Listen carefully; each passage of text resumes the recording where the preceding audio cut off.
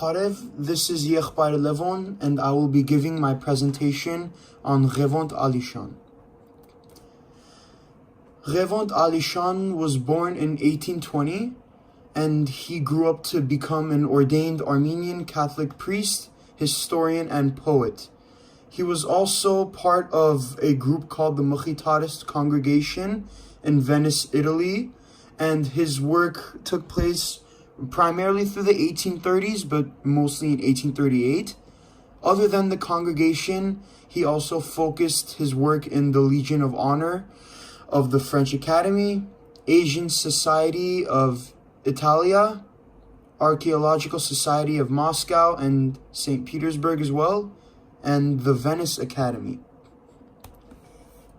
Now, Babayan was a member of the Mukhitarist congregation, and being a member of the congregation brings great responsibility in terms of actions taken for the advancement of Armenian society and culture. So the congregation was founded by Abbot Mukhitar of Sebaste in 1717, and it is a congregation of monks called Benedictine monks, and they are committed to preserving Armenian culture, language, and customs. Their works included scholarly volumes and publishings of Armenian translations, ancient Armenian translations, which could have gone lost to history forever because they were in ancient Greek. So they translated ancient Greek texts to Armenian texts, and their work to preserve them allowed for these works to stay with us and for us to be able to study them more. And Babayan worked to accomplish these objectives, but he also took a step further in preserving Armenian culture, and that was forming an identity through a national flag, which basically became his most notable work as an Armenian Fedayee and a revolutionary Armenian figure. So, as I said, it is his most noble and notable work, and there are actually two designs in the beginning. His first design was consisting of 3 horizontal lines, red for the first Sunday of Easter and green for a green Sunday of Easter, and he just chose another arbitrary color as white just to complete the color combination. But the second design was actually conceived in France, so it has some French influence with the way that it's vertical lines. Again, it consists of red, green, but also with blue.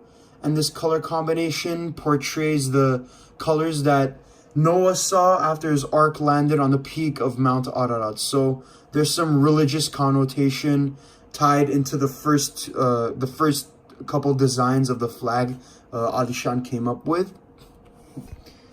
And these are just a couple pictures of Babayan in his writing state, and then obviously as he was more elderly.